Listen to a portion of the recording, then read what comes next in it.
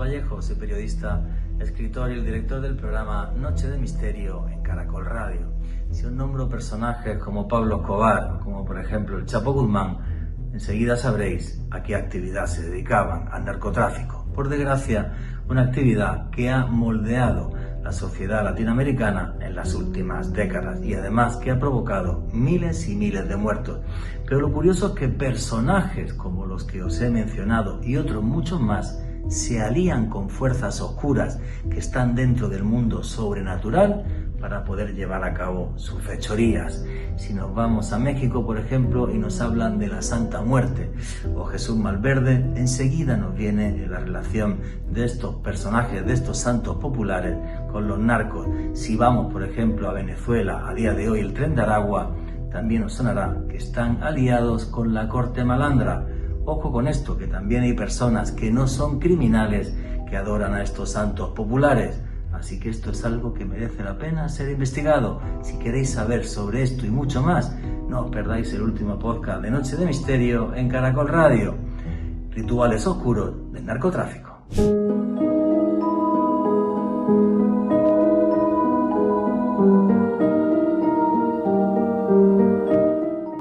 Ríos de sangre y de polvo blanco que por desgracia han marcado la historia de América Latina y del mundo en los últimos años. Miles y miles de muertos que han regado países como México y como Colombia, países que amo. Colombia es mi hogar, México un sitio donde no solo tengo infinidad de amigos, sino donde dentro de poco además arranco un proyecto bastante importante allá. México, mi país hermano también. Por eso me da cierta pena cuando hablo de este tipo de hechos, de cómo el narcotráfico ha moldeado la historia no solo de este continente, sino por desgracia la historia del mundo en las últimas décadas. Una historia oculta. La pueden escuchar esa historia oculta si les apetece en un podcast que hay ya acá en Noche de Misterio en Caracol Radio, un podcast que se llama Historia secreta del narcotráfico.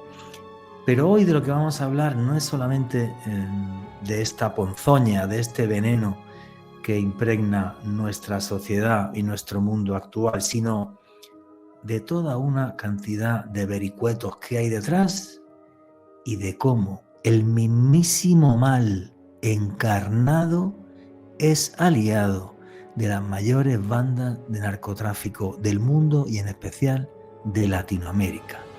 La brujería que utilizan los narcos para poder seguir siendo algunos de los hombres más ricos y poderosos del continente, de ser capaces de llegar con su telaraña oscura hasta las fuentes del poder en todo este continente.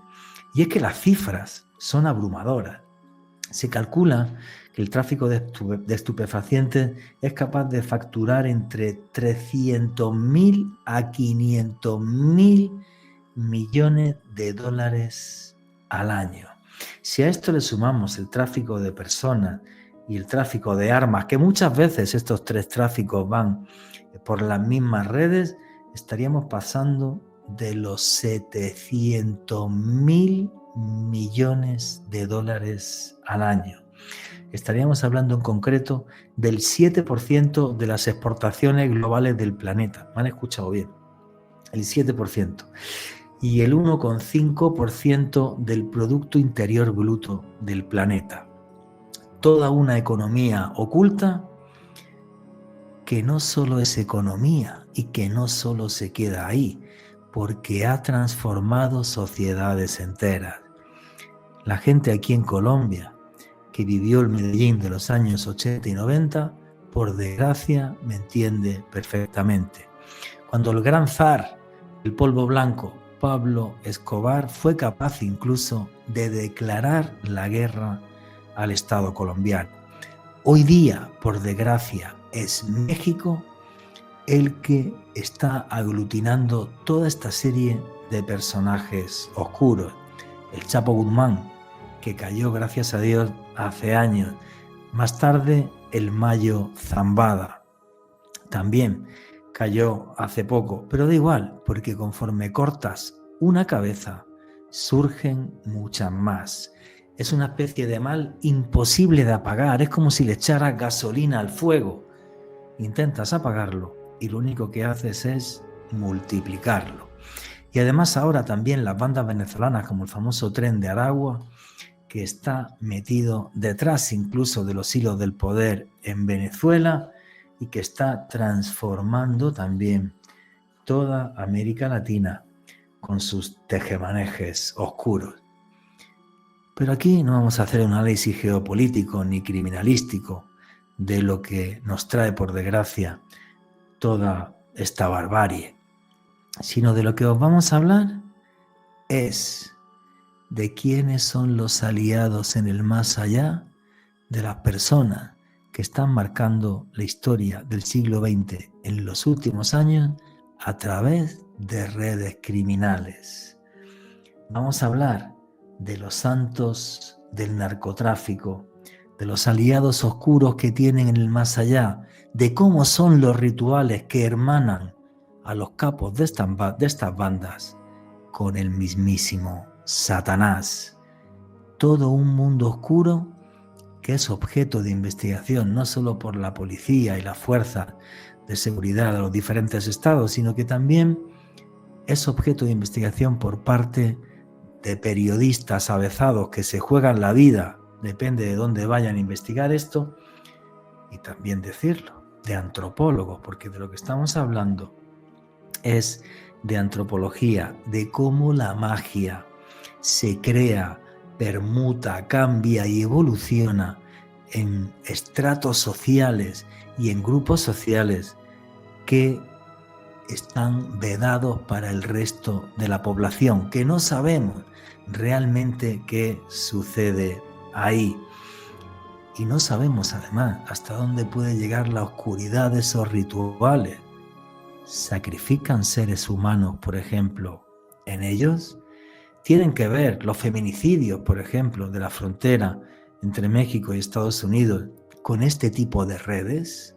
¿Secuestran mujeres para torturarlas y luego quitarles la vida en oscuros rituales para así pactar con el oscuro más allá para ayudarle a sus causas criminales? Pues esta pregunta es la que vamos a intentar responderle hoy. Amo América Latina, esta es mi casa es Colombia, mi casa es Bogotá, mi alma es de este continente. No paro de ir últimamente a México, estuve el año pasado, voy este año otra vez, no sé cuántos amigos tengo allá. Y cuando hablamos de estos temas, hay veces que para mí es difícil, porque hay mucha gente que ni siquiera quiere escuchar hablar de ellos. Pero creo que necesitamos conocer a nuestro enemigo, necesitamos conocer a las sombras, para que algún día venza la claridad y venza la luz. El oscuro mundo del narcotráfico, el oscuro mundo mágico de los señores del polvo blanco. Buenas noches, noctámbulos. Mi nombre es Juan Jesús Vallejo, los que queráis seguirme en redes sociales, mi Twitter es @JuanGVallejo, Juan J. E. Vallejo. En Instagram y en Facebook, Juan Jesús Vallejo. Y esto es otro podcast, otro programa de Noche de Misterio. Aquí lo que hacemos es periodismo de misterio. Nosotros os ponemos los hechos encima de la mesa y vosotros decidís qué hay detrás y qué no. Y aquí somos una gran familia, la familia del misterio. Y por eso ya tenemos un numeral en Twitter que es Misterio Caracol. Repito, Misterio Caracol. ¿Qué opináis que hay detrás de este mundo oscuro? ¿Cómo creéis que son los rituales que hacen y que celebran todos estos señores del mal y la oscuridad en América Latina? ¿Sabéis que hago viajes de autor? El próximo mes de octubre estaré haciendo un viaje de autor a Egipto, a enfrentarnos y a maravillarnos con el misterio de las pirámides, a caminar al lado de la última maravilla del mundo antiguo que sigue en pie, la gran pirámide de Giza, a navegar por el corazón de África, por el río Nilo, para descubrir unos templos que tienen una magia intacta desde hace miles de años, una magia capaz de transformar nuestras vidas. Y además tendremos durante 2 horas la gran pirámide de Giza en privado para nosotros. para hacer un pequeño ritual que nos conecte con las estrellas. Toda la información de ese viaje la tenéis en la página web www.viajesjuanjesusvallejo.com. Repito, www.viajesjuanjesusvallejo.com. Y arrancamos ya sin más dilación. Alejandro Bernal, amigo, compañero, ¿cómo estás? Muy bien, Juanje, un saludo para ti, también para nuestro invitado de excepción de este programa, Esteban Cruz, y desde luego un abrazo enorme para todos los oyentes que en este momento sintonizan la señal en vivo de Caracol Radio y también para todos aquellos que disfrutan este contenido a través del podcast que publicamos en el canal de YouTube de Caracol Radio. En esta oportunidad, Juanje, todos aquí reunidos para hablar sobre Pablo Escobar y los patrones de la brujería, un dossier que sin lugar a dudas nos va a hacer examinar nuevamente algunas profundas heridas que tenemos en este continente, pero que para mí es muy importante recordar para ojalá no volver a repetir este tipo de errores. Porque aquí el problema, Alejandro Bernal, que nuestra mayoría de audiencia está fuera de Colombia, si yo te digo Pablo Escobar, ¿qué es lo primero que te viene a la mente? Juanje, bombas, violencia, un cartel en la televisión a comienzos de los 90 donde había una recompensa de millones de dólares por un señor, la catedral, una cárcel que se hizo construir en el gobierno de César Gaviria en el año 91, ese es mi recuerdo, y creo que no solamente el mío, sino de algunos colombianos de mi misma generación, una imagen que incluso ha sido idealizada por ciertos productos de comunicación, series de televisión, películas, en fin, pero que creo que es muy interesante examinar desde diversos puntos de vista y hoy con un auténtico experto como lo es Esteban.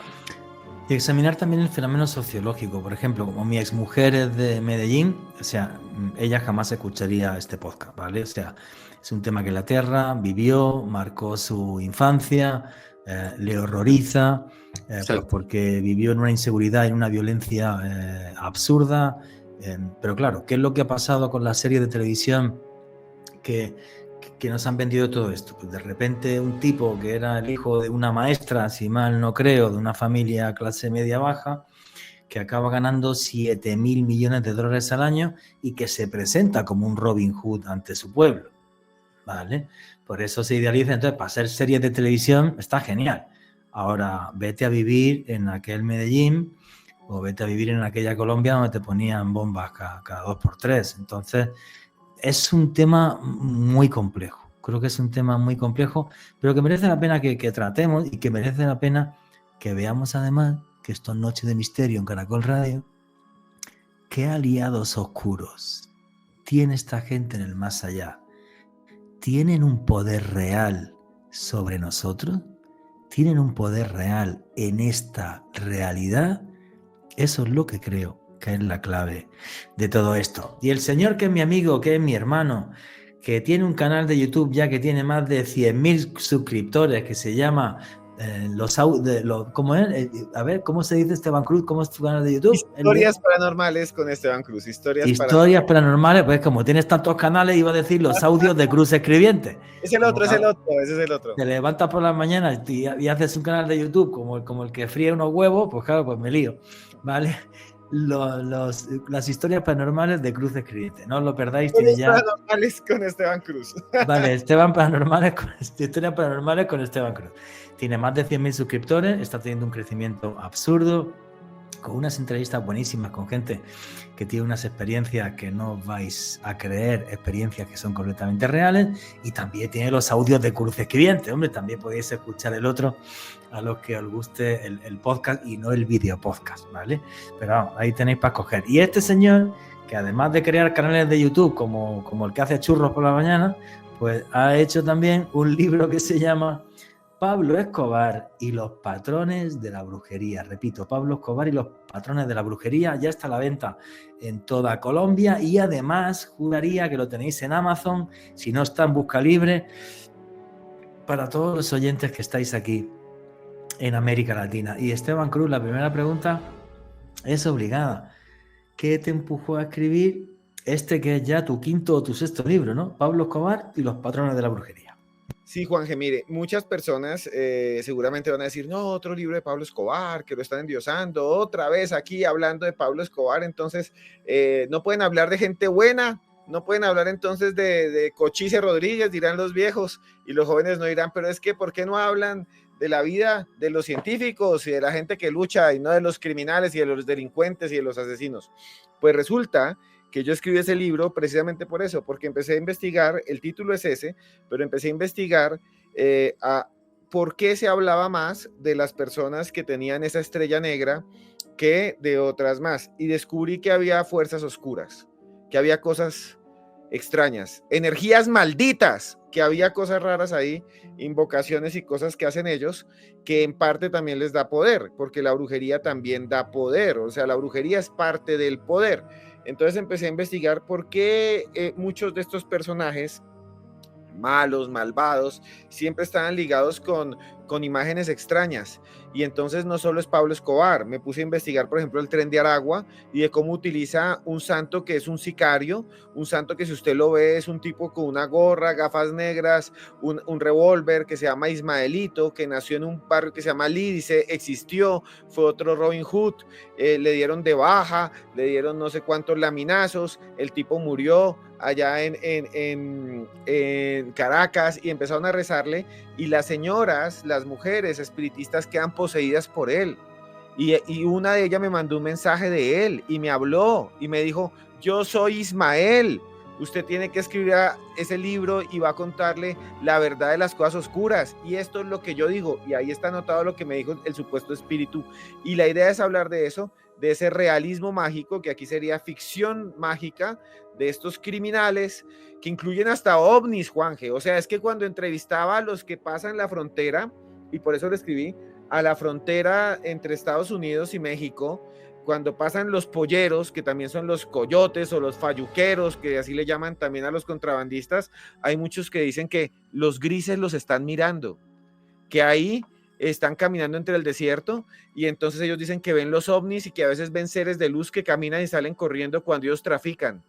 ¿Y sabe qué es lo más loco, Juan Jesús? Que yo decía, estos son historias fantasiosas, igual está en el libro, los entrevisté, me contaron cómo vieron una luz roja que descendía cuando estaban pasando, y después el gobierno de los Estados Unidos, que también está en el libro, desclasifica unas imágenes del servicio, escuchen muy bien, de fronteras, justo en las zonas donde ellos pasan, y dicen, aquí hemos grabado objetos voladores no identificados que no sabemos qué son, ovnis. Y claro, y eso coincide con lo que dicen los traficantes. Eso es muy loco. O sea, eso es lo que me llamó la atención. Todo ese mundo mágico revuelto con el crimen. Y se llama Pablo Escobar y los patrones de la brujería, pero realmente son historias de magia y criminalidad.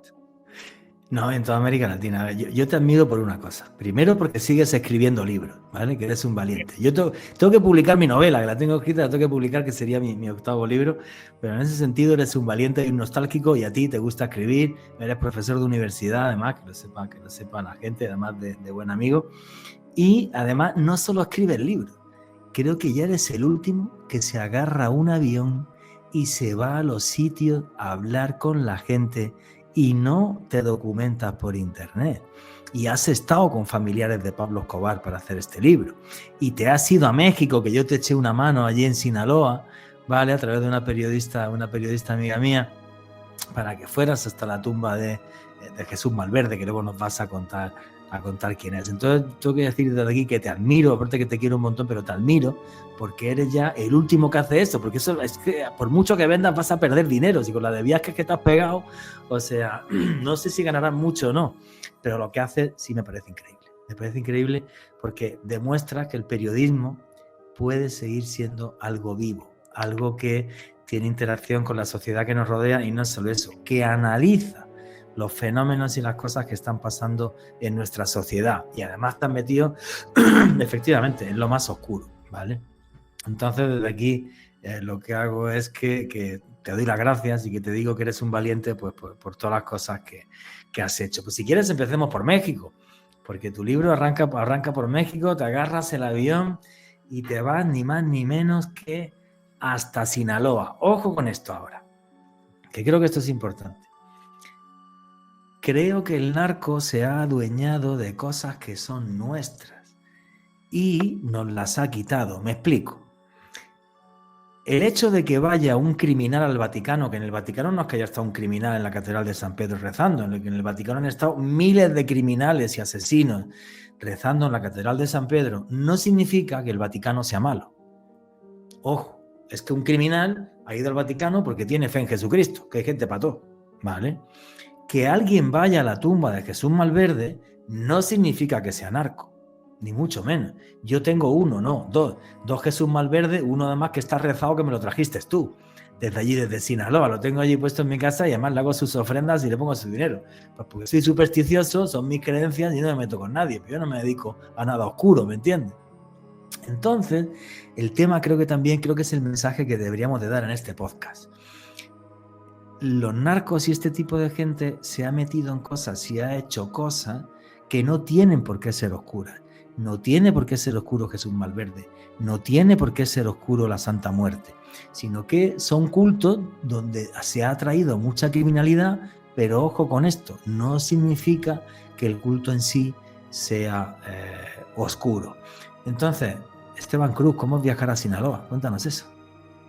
Sinaloa es muy bonita, es un estado muy bonito, la gente muy amable, es realmente, pasa como pasa en Colombia, pasa como puede pasar en todos los lugares donde ha habido narcotráfico y criminalidad, que cargan a veces esa estela negra, pero cuando tú llegas y hablas con la gente te das cuenta de esa otra cara humana, cálida, amable, de gente que lucha todos los días, pero que también tiene la presencia pues de estas estructuras criminales, como el Cauca en Colombia, como en algún momento el Petén en Guatemala. O sea, tú llegas y hay gente muy amable y muy cariñosa, pero sí existen esas estructuras.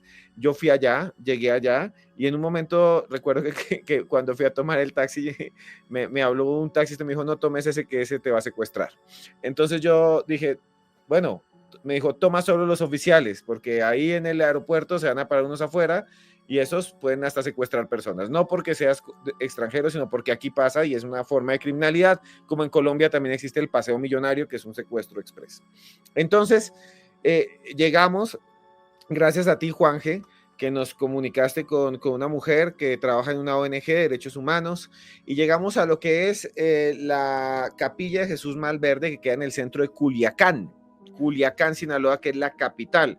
Y esta historia es muy extraña porque la Catedral de Jesús Malverde, que realmente es una capilla, se construyó justo al lado del poder de Sinaloa. Está construida al lado del edificio de la gobernación, está construida al lado de las principales avenidas, de la avenida Constitución, está al lado queda el Palacio casi de Justicia, o sea, están todos los poderes del Estado y la capilla de Malverde. Pero Malverde no es un santo en términos católicos que está en un altar, no, es un santo dinámico. Es un santo popular, porque la gente lo ha hecho santo, pero cuéntanos la historia de Jesús Malverde, si quieres la cuento yo para que la gente lo entienda. A ver, a mí es que me encanta la historia de este tipo. Ojo, a caballo entre la leyenda y la realidad. Ahora Esteban Cruz, faltan 3 minutos en el siguiente bloque que nos aclare porque él sí lo ha investigado allí, yo no, yo lo investigué esto por internet y por libros, ¿vale? Supuestamente se llamaba Jesús Juárez Mazo, nació como a finales del siglo XIX y juraría que hay una partida de nacimiento de un Jesús Juárez Mazo.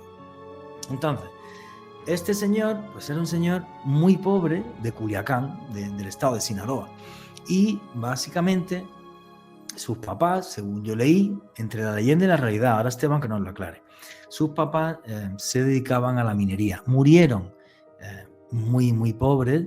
Y él, digamos que se enfada con un sistema completamente corrupto donde los pobres no pueden salir de ahí, en esta maldición que tiene este continente América Latina, que es la desigualdad social absurda y que antes era peor.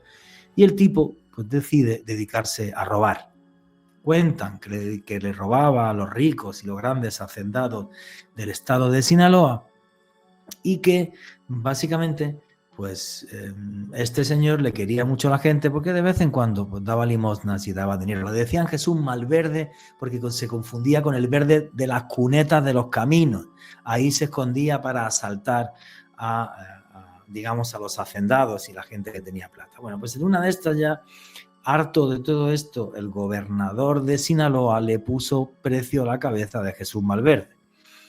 Y en un tiroteo a Jesús Malverde le pegan un tiro en el tórax, se le cangrena y como se da cuenta que va a morir sí o sí, le dice a la gente de su banda, entregarme y con la plata que os den os vais de parranda y lo demás también se lo dais a los pobres. Entonces, cuando el gobernador de Sinaloa se enteró de que con el dinero de la recompensa pues habían hecho mofa de él, en vez de ahorcarle por el cuello, le mandó a ahorcar por los pies.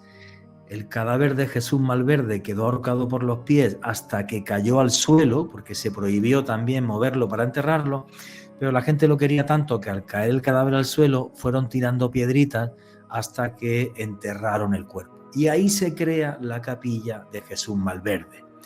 Pero ojo con esto, todo esto es lo que nos dice Internet. Y básicamente Jesús Malverde se hace súper famoso entre los narcos porque un señor que se llama Amado Carrillo Fuentes, conocido como el Señor de los Cielos, empieza a ir ahí a pedirle a Jesús Malverde para que puedan pasar al otro lado de la frontera miles de kilos de polvo blanco. Pero hay que decir que la gente de Sinaloa y de Culiacán, de forma particular durante décadas, fue a donde Jesús Malverde a decirle: Jesucito Malverde, no tengo plata, dame dinero.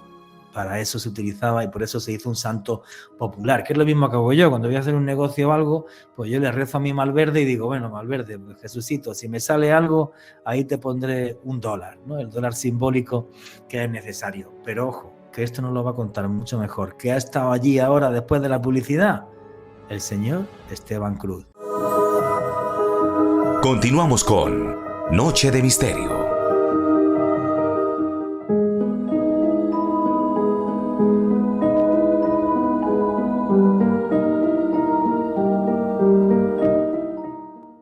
Y aquí sigue Noche de Misterio, vuestras preguntas y comentarios a través del numeral Misterio Caracol. Esteban Cruz, he intentado hacer una semblanza de la vida de Jesús Malverde, ese pobre de Sinaloa que se mete asaltante, de asaltante pasa a ser Robin Hood, su cabeza puesta, le ponen precio a su cabeza, se entrega y le acaban ahorcando por los pies. Una persona a la que ama el pueblo y en la que supuestamente al enterrar su tumba es donde se crea la capilla.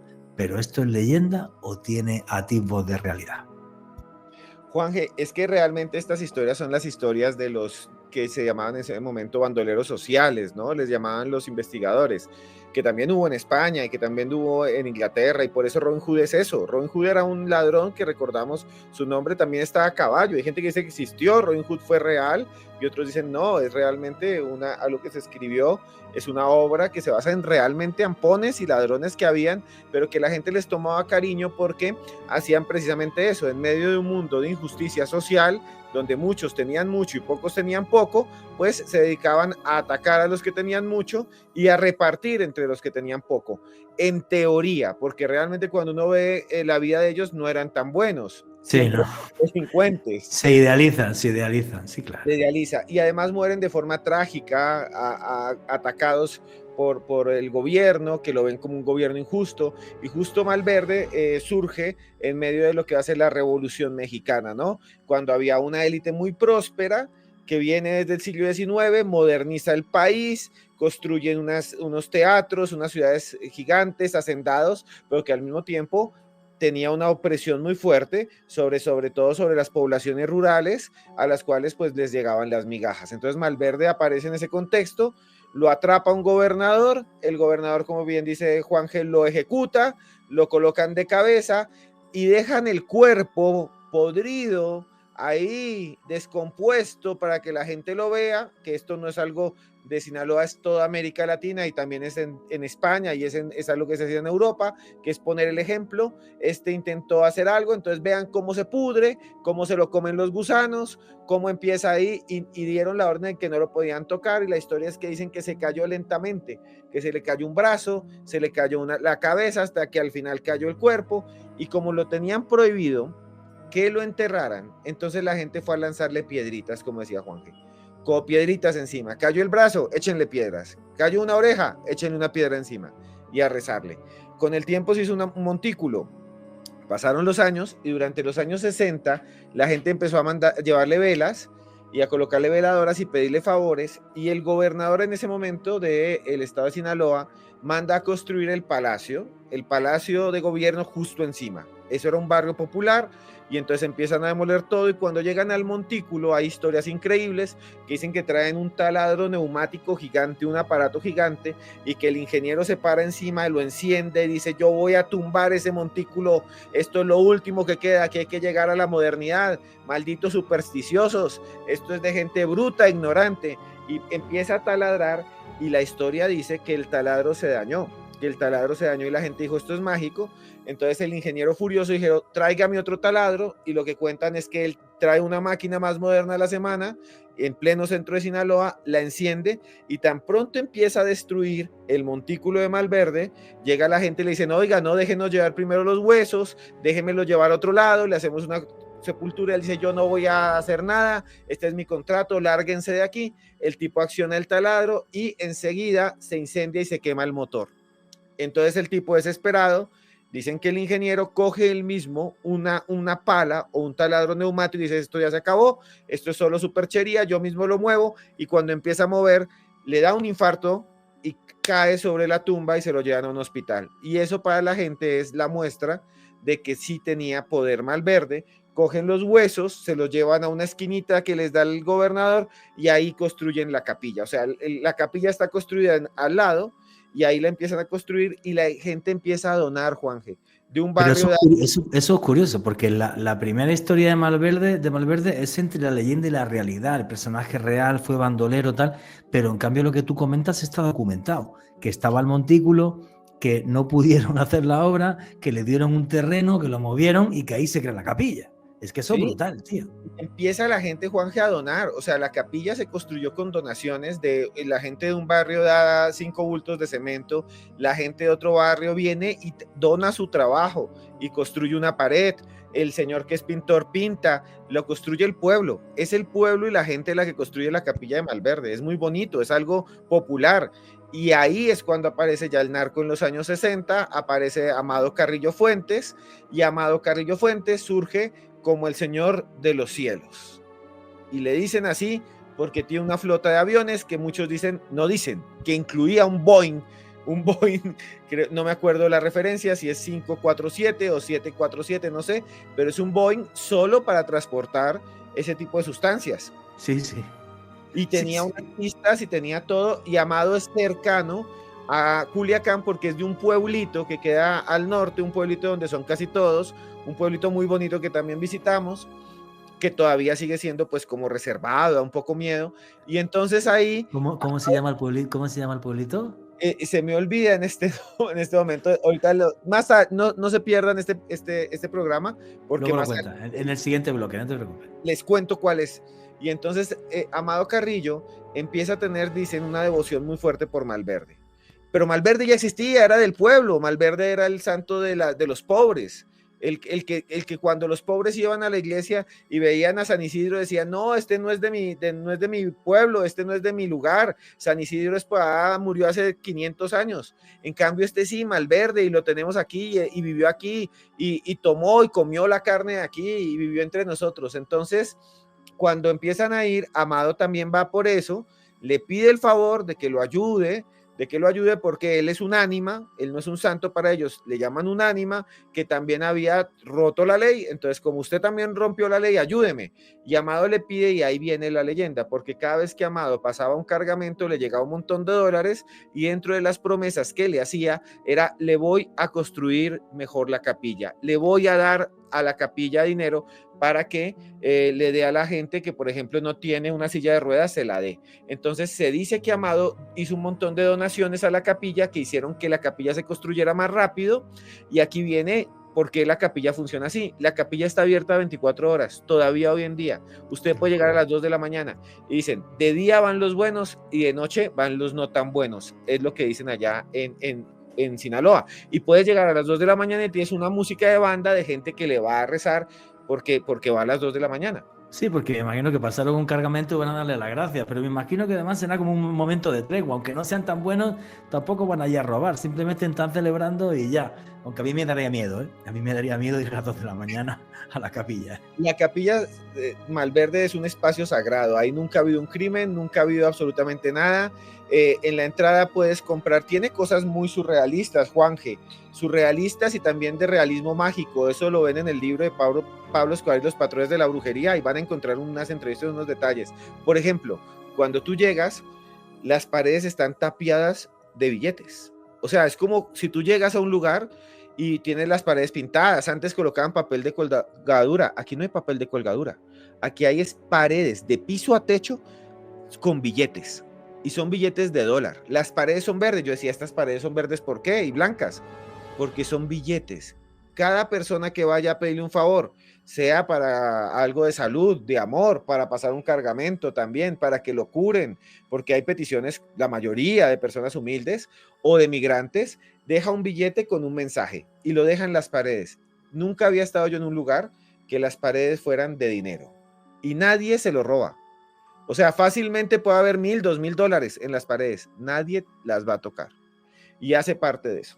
Bueno, está prohibido por una de las bandas criminales más poderosas del mundo, que es los señores del narco en Sinaloa. Entonces no creo que nadie se atreva a robar ahí, porque mejor protección, vamos, ninguna empresa de seguridad te da esa protección, ¿vale?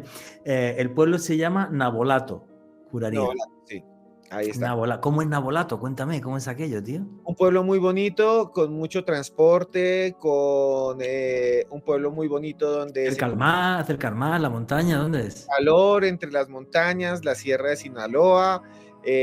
Digamos que Sinaloa tiene costa, es el mar de Cortés, se le llama así, el mar de Cortés por los conquistadores. Tiene una ciudad muy bonita que se llama Mazatlán, hermosa, una de las ciudades más bonitas que yo he conocido en mi vida allí en México, y tiene muchos pueblitos, y estos pueblitos, algunos son pueblitos mágicos, llaman ellos, tienen también sus leyendas y eso, y estos pueblitos tienen un comercio impresionante. O sea, yo considero que en América Latina hay un muy buen nivel de vida en esta zona. Ahora, ¿qué es lo que dicen? Existe una leyenda, y que muchos investigadores afirman que es real, que dicen que el tráfico inició porque en algún momento los norteamericanos, Estados Unidos, decidió que ahí se plantaran amapolas, flores de amapolas, para producir morfina para los soldados que estaban en la Segunda Guerra Mundial. Todo el mundo sabe que la morfina es el medicamento número 1 en el campo de batalla, porque en el campo de batalla tienes antibióticos, pero la gente está dolorida, le dieron una herida o algo así, morfina. Y ellos tenían un problema porque las rutas comerciales estaban cerradas por los japoneses y por el otro lado por los europeos, y Estados Unidos no producía morfina. Y lo que le queda más cerca era México, y dicen que la CIA, nada más y nada menos que la CIA, llenó las montañas de Sinaloa de flores de amapola. ¿Para qué? Para que ellos tuvieran. Pero cuando se acabó, pues quedó y siguió el tráfico. Que el tráfico, se dice, Estados Unidos lo aceptó en su comienzo, pues para que le llegara la morfina. Y después, pues quedó allí, y ese tráfico, esa idea, esas estructuras que se crearon, pues después migraron a otras cosas, como lo que después llegó en los 80 con el famoso polvo blanco, y después ahora con los otros que están acabando con los Estados Unidos.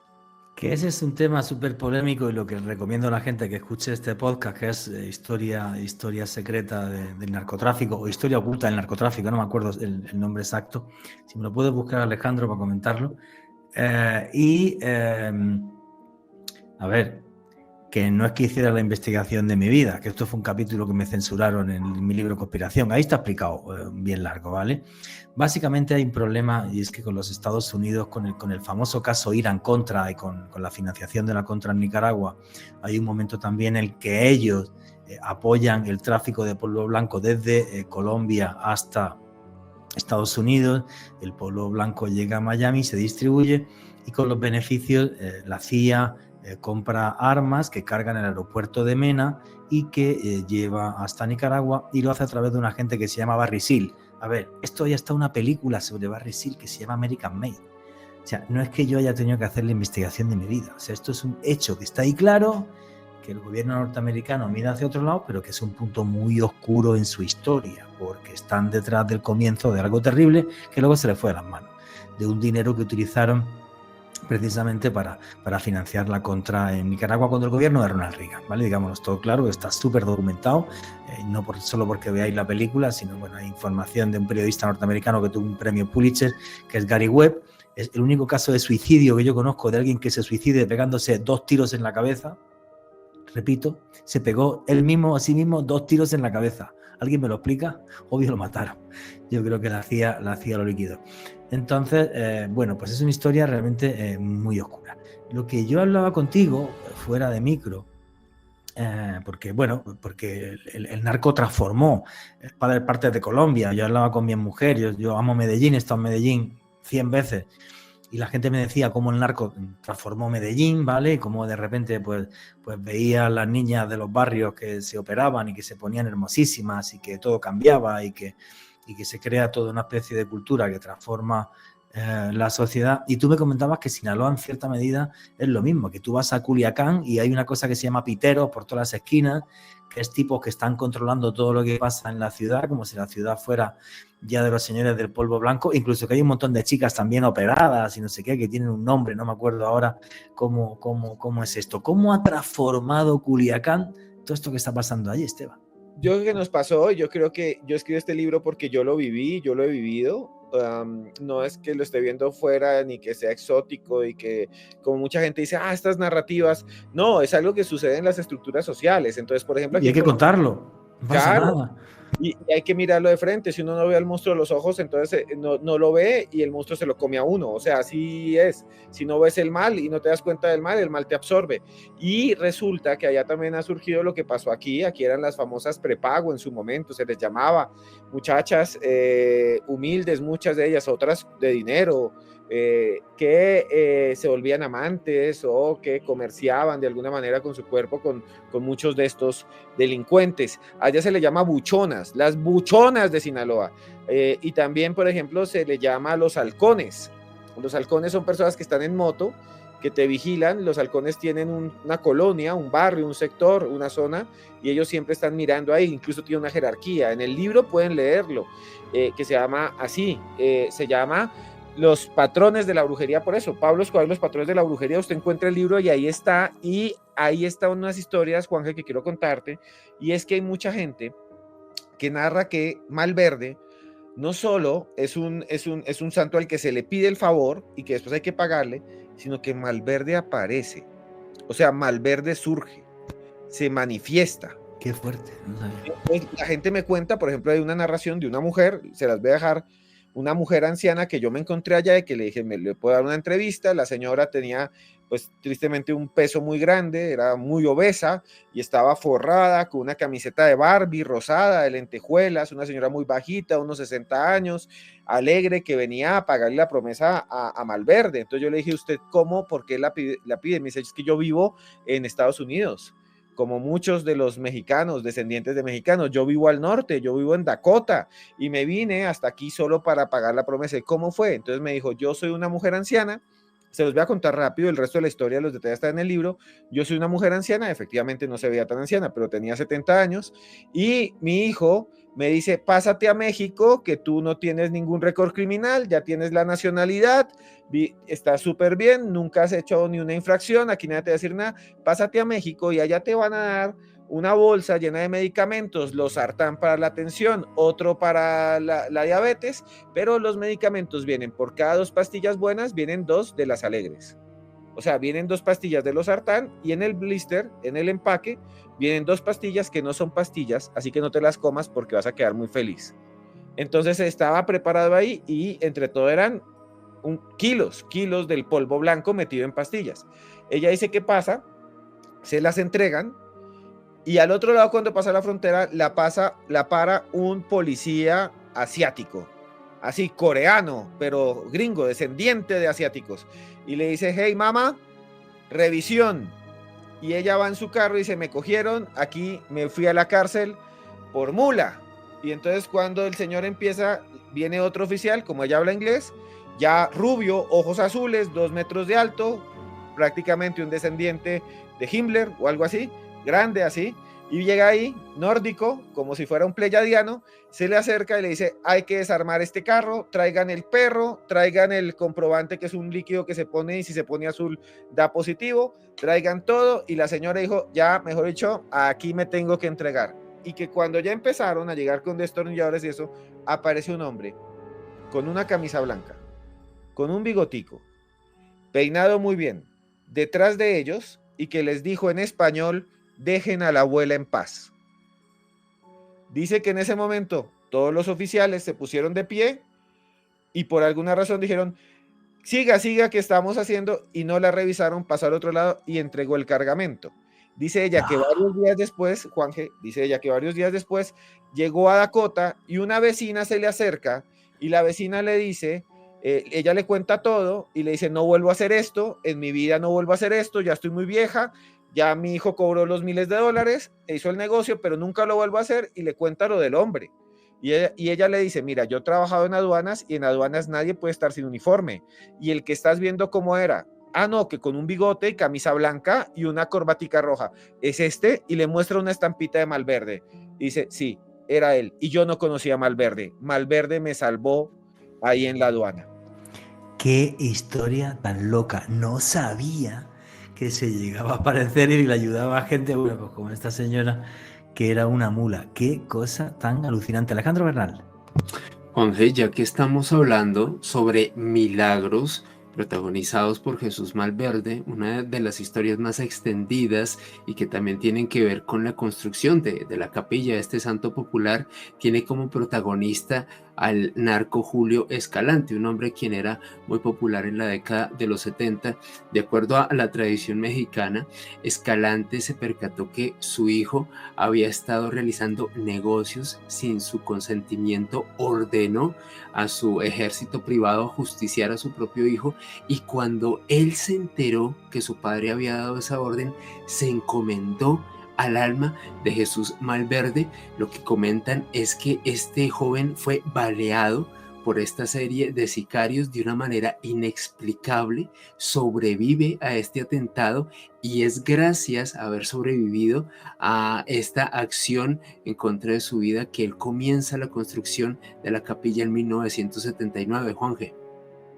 No, es una cosa de locos, tío. O sea, yo no sabía que se aparecía, ¿vale? Lo acabo de flipar y bueno, es que a mí me parece no sé, pues un santo que es muy, muy, muy curioso, ¿no? Esa especie de Robin Hood, y que la gente le iba a pedir plata cuando no tenía, y que luego todo esto se deforma y se convierte también en una ayuda de los señores del polvo blanco, ¿vale?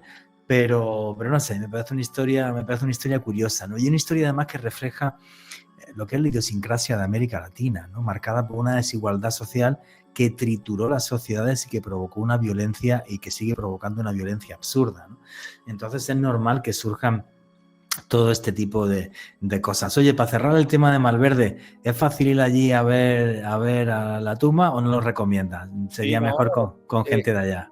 Sí, con gente de allá siempre, pero igual Culiacán es una ciudad que se puede visitar, es una ciudad muy bonita, tiene unos lugares muy, muy, muy bonitos, y simplemente decirte, Juanje, que ahí, como ese testimonio en el libro de Pablo Escobar y los patrones de la brujería, hay muchos más, y rápidamente, o sea, hay gente que dice que va por una carretera y que si aparece Malverde y les dice alto, alto, no sigan. Y la gente dice, me apareció un tipo que me dijo que no siguiera, entonces paré en una gasolinera a tomarme un café. Y después le dijeron, no, es que más adelante hay un retén narco, y ahí hubo un montón de gente fallecida. Y él dice, Malverde me salvó. O sea, así historias increíbles de Malverde, hasta asomándose por una ventana, Malverde se asoma y le dice a alguien, le hace señas, y entonces la gente dice, por ahí no paso, y después pasa una tragedia. Entonces son historias realmente alucinantes. Qué curioso, tío, qué curioso, ¿no? Y bueno, pues todos mis respetos, como cualquier santo popular, que vaya gente mala, pues como va gente mala al Vaticano o a la Meca o al Tíbet, ¿me entiendes?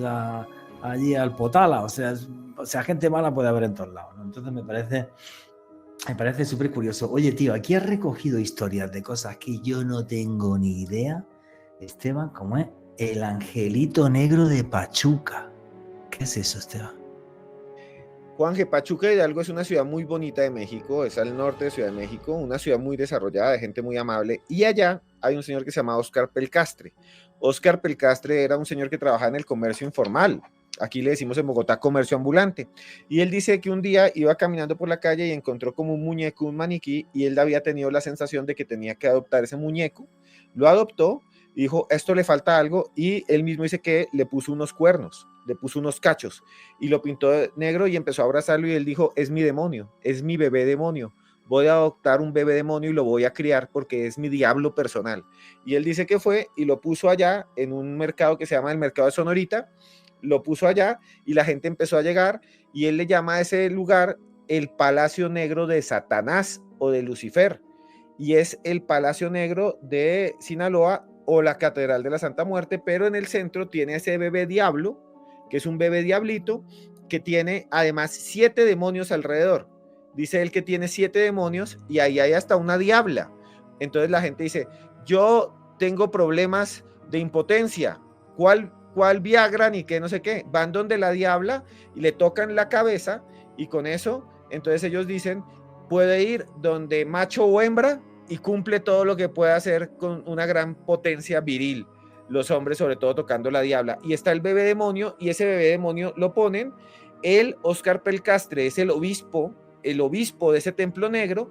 Llegan ahí personas normales, pero también delincuentes, por eso no hay cámaras, es la única zona sin cámaras de Pachuca, están prohibidas las cámaras en la calle y todo, no hay cámaras a entrar, al frente de una iglesia cristiana queda justo al frente, y ahí en el mercado Sonorito llega la gente y dice, yo me quiero convertir al angelito negro, al bebé demonio, y entonces él dice que en ese momento como que lo posee un demonio, o él siente los poderes de la oscuridad, o le susurra el bebecito demonio, el diablillo, y entonces enseguida él coge un cuchillo, le quita a la gente, se quita la camisa y les raya la espalda con la hoja y les dibuja símbolos, y es una cosa que se llama el rayamiento. Y ahí hay mil cosas, Juanje. Me acaba de dejar loco, o sea, es una aparición de un muñeco que el tío le pone unos cuernos y dice que es el demonio, se crea un culto en torno a eso y empieza a ir gente de todo México, desde gente que tiene que ver con sustancias extrañas hasta gente normal. Noche de Misterio.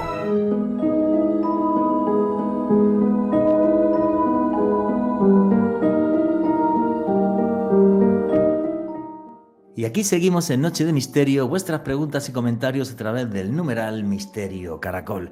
Y nos estaba hablando Esteban Cruz en el anterior bloque sobre el Angelito Negro de Pachuca, un culto satánico, luciferino, que se ha asentado también en buena parte de México. Y Alejandro Bernal quería comentar algo.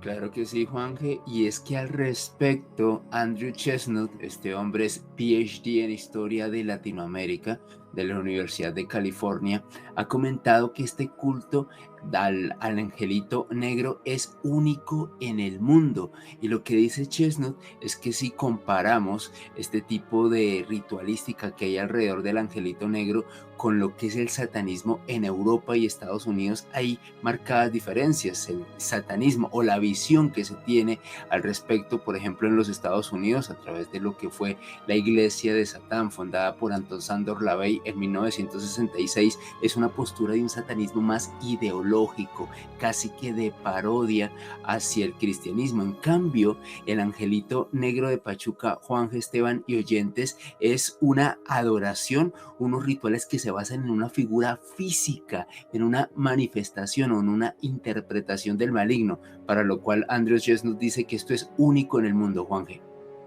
Qué curioso, o sea, porque vamos a ver, para que la gente lo entienda. Anton Sándor Lavey, que vale, yo digo ahora mismo porque el tipo era satánico, luciferino y tal, y mucha gente se va a asustar, pero era un personaje, si me apuras, hasta entrañable. Lo que hacía era vender fotos de señoritas allí semidesnudas, y en aquellos años 60, 70, pues fue, digamos, como algo, entre comillas, rompedor, ¿no? Y utilizaba... Contracultural, Juanje, contracultural.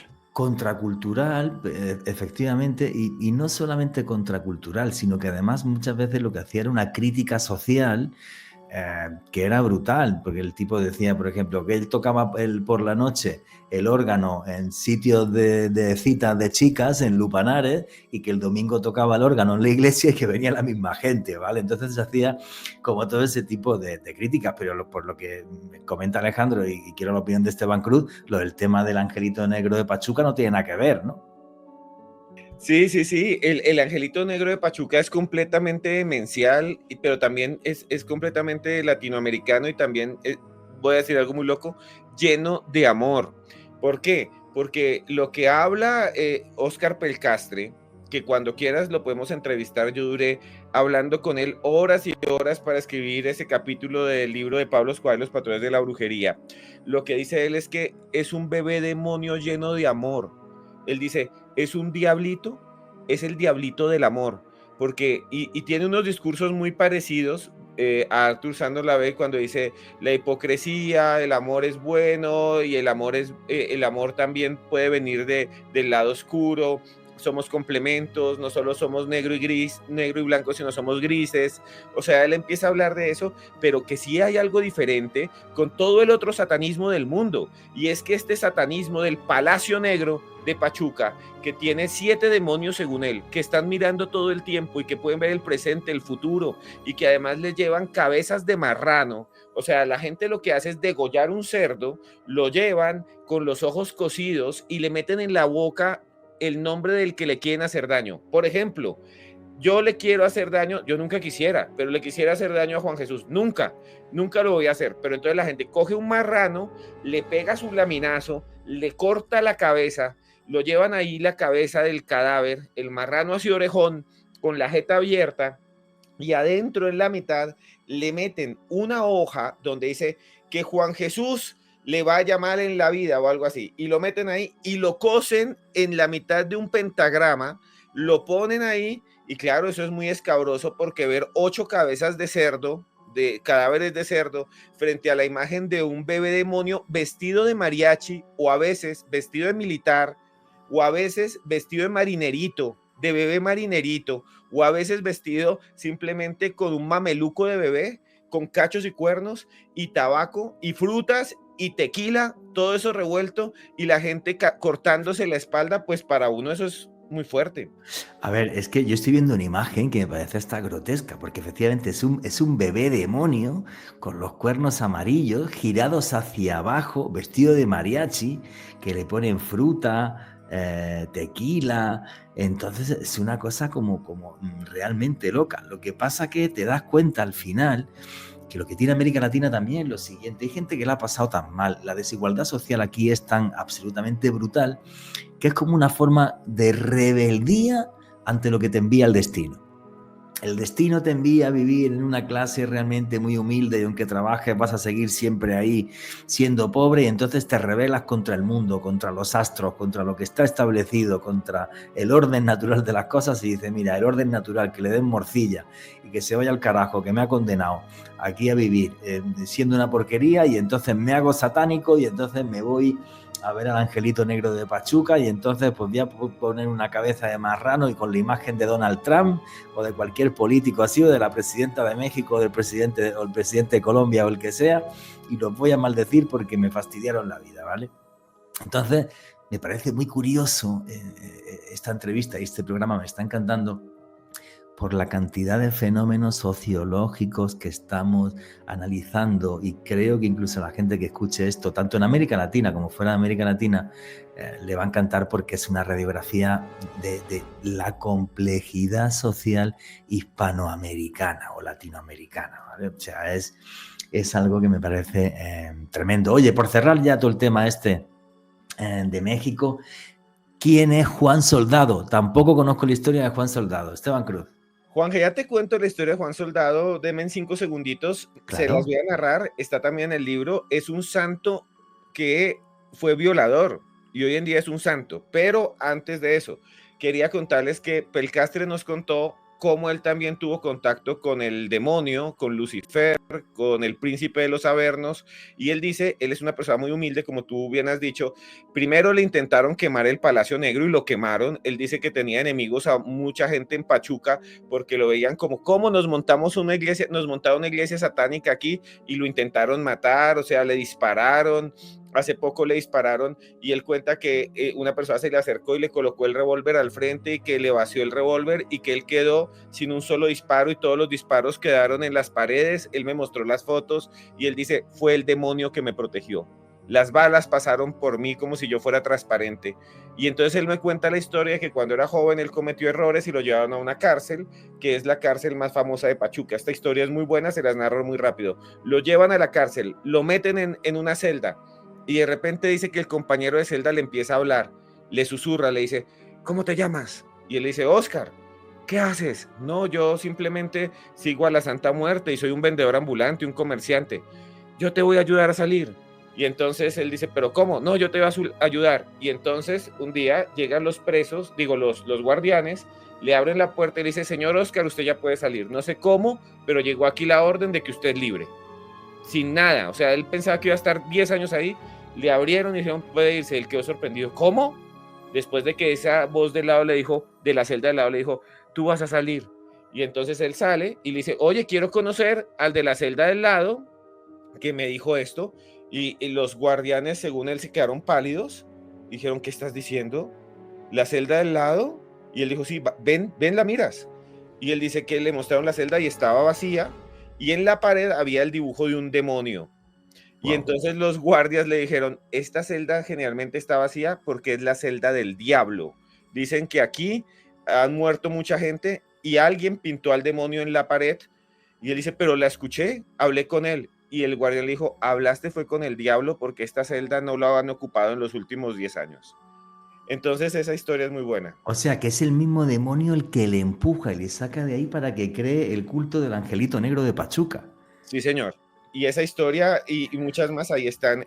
Nunca la había contado y hay pruebas de que sí estuvo en la cárcel y hay pruebas de que sí existe esa celda del demonio, como la llaman la celda del diablo en la cárcel, ahí, pero no estaba conectada y la encuentran ahí en el libro de Pablo Escobar, Los patrones de la brujería. Pero para cerrar un poquito esto, vale, no sé si lo podemos comparar con lo de la Santa Muerte o lo de Malverde, o sea, no tiene por qué ser alguien malísimo el que vaya hasta ver al demonio, al angelito negro de Pachuca, o sea, no tiene por qué ser alguien terrorífico, un sicario y tal, sino que también puede ir gente normal de la calle que quizás quiera rebelarse contra lo establecido, ¿no? Contra lo que le manda el destino y dice, pues yo quiero otra cosa y estoy ya mamado y entonces voy a ser un rebelde. También puede ser eso, ¿no? Claro, Juanje, es que van profesores de preescolar, van taxistas, van conductores de Uber, van policías, y por eso hay un angelito negro policía. O sea, hay varios vestidos, al angelito negro lo visten distinto, y hay de policía federal, de militar,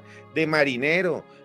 Lo visten hasta con ropa infantil, lo visten con ropa que tiene figuras infantiles, yo qué sé, Bob Esponja, Winnie Pooh, o sea, cualquier cosa de estas, porque también ayuda a las mujeres y a los niños. El bebé demonio no es malo, según ellos es malo y bueno, y se le puede pedir tanto para lo bueno como para lo malo. Y solamente dice una cosa, lo importante es cumplirle. Si yo le pido y le digo, voy a cumplirte con esto, uno tiene que cumplirle, si no, el angelito no ayuda. Dios santo, qué locura. Me encanta América Latina por lo tremendamente compleja que es. Por eso cuando estoy en España intento contarlo, aquí la gente no me entiende, ¿vale? Porque es otro universo en todos los sentidos. Y ahora sí, ya, para terminar con esta parte mexicana, ¿quién es Juan Soldado? Esteban Cruz. Juan Soldado realmente existió.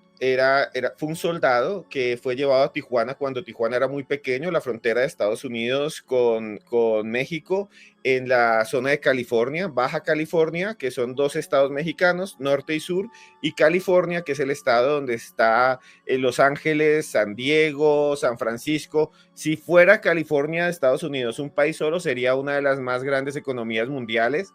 Es el lugar donde más migrantes van. Fue un paso totalmente lleno de gente durante todos los finales del siglo XX. Por ahí pasó la mayoría de gente que hoy en día son ya nacionales norteamericanos.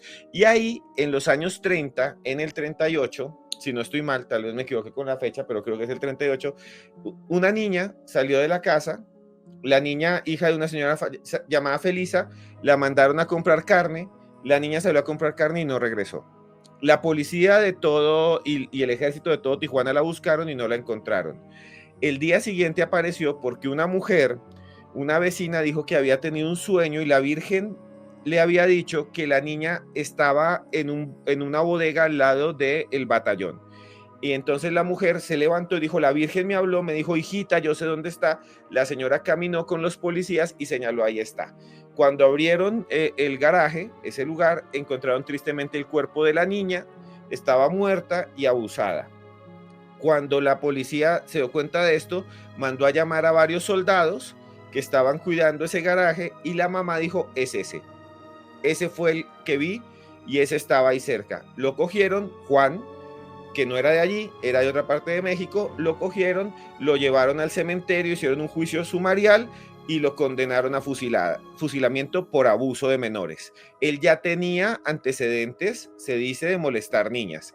Y entonces en ese momento él dijo, esto es una injusticia, salió corriendo el soldado, el acusado, el condenado, y se fue a saltar una barda, y entonces el coronel le dijo, mátenlo ya, y le dispararon, y él murió ahí acribillado. Donde cayó, como en el caso de Malverde, empezaron a echarle piedras. Pero con el tiempo, esto es lo muy raro, Juan Jesús, la gente empezó a decir, vamos a echarle piedras, y él empezó supuestamente a hacer milagros. Es un violador condenado que hace milagros. No, eso sí que va. A ver. Esto es muy loco. O sea, el tipo es un abusador. Se va a escapar del pelotón de fusilamiento. ¿Esto en qué año pasó, más o menos? 1938. El tipo lo acribillan a balazo y el cadáver, la gente le echa piedras, pero para que no huela mal, no porque le tengan cariño, como sí le tenían cariño a Jesús Juárez Mazo, a Jesús Malverde, y de repente dicen que aparece haciendo milagros, como si fuese un alma en pena que se arrepintió de ser malo y ahora quiere ser bueno. Juan Castillo Morales, la muerte sucedió el 17 de febrero de 1938 en el cementerio, en el Panteón de Tijuana.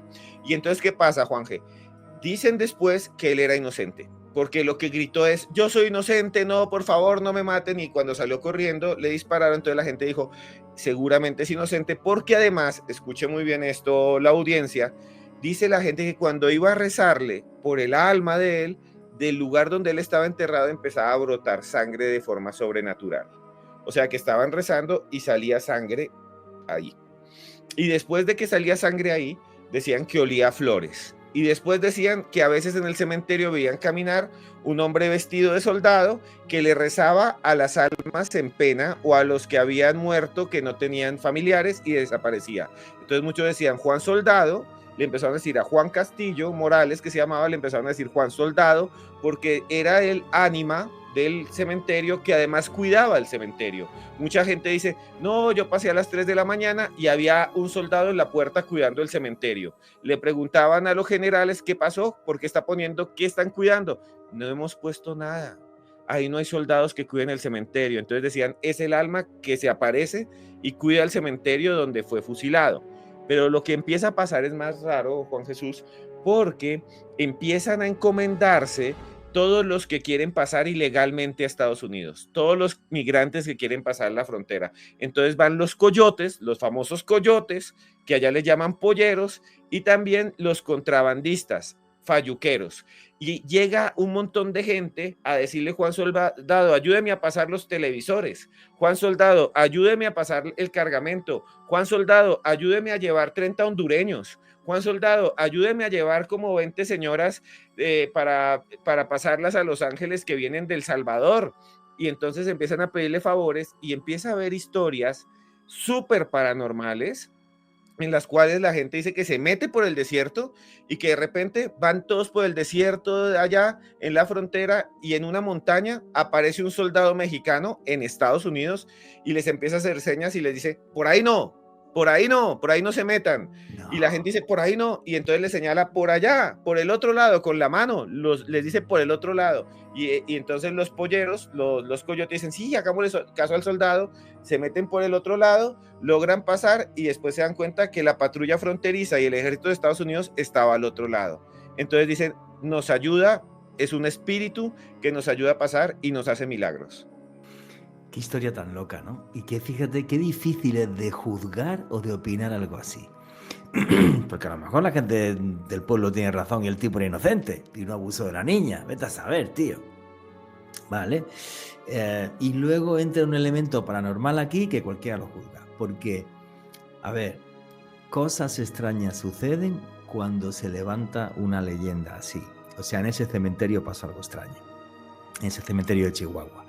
Lo tengo claro. ¿Cómo juzgar esto? Pues tremendamente complicado. Como complicado es juzgar nuestro continente Hispanoamérica, ¿no? Es tremendamente complejo de juzgar, ¿no? Entonces, no sé, yo alucino con ese tipo de historias porque creo que no tienen comparación en ningún otro continente que vaya. En Europa no pasan cosas así, en África no pasan cosas así, en Asia tampoco.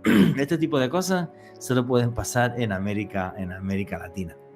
Oye, vamos a ir cerrando el capítulo de México para meternos en el capítulo de Venezuela, porque en Venezuela tenemos toda la corte Calé, todo lo que son los santos malandros. Y ahora yo creo que lo que está muy de moda, por desgracia, es por la expansión que ha tenido por el continente el Tren de Aragua, que está hasta en Estados Unidos, está en Colombia, está en todos lados. Esta gente tiene una criminalidad asociada, me imagino, a lo paranormal y a santos, pero que no tendrán nada que ver con los mexicanos, que serán puros y duros venezolanos. ¿Cómo es esto del Tren de Aragua? Porque es que me sorprendió que en tu libro le das un capítulo que dije, bueno, esto será para hacer un libro solo de esta gente, y te habrá sido muy difícil conseguir información de cómo son los cultos del Tren de Aragua, me imagino. Sí, Juanje, miren, rápidamente el espiritismo venezolano es diferente a los otros tipos de brujería o tipos de religión que creen en la magia negra de América Latina. Se parece un poquito al de República Dominicana y también al de Cuba, ¿no? Y al vudú de Haití, donde lo que hay son posesiones, ¿no? Entonces los sacerdotes, los babalaos, los brujos, no es que vengo y yo te doy este hechizo, o yo te doy un filtro, o hagamos un entierro, como se dice en Colombia, no. Ellos son poseídos por un espíritu y el espíritu entonces habla y dicta lo que hay que hacer. Y hay espíritus específicos para los delincuentes, que son espíritus de delincuentes que realmente existieron, que fueron asesinados o que fueron dados de baja por la policía en Venezuela y que poseen a los médiums y videntes y hablan.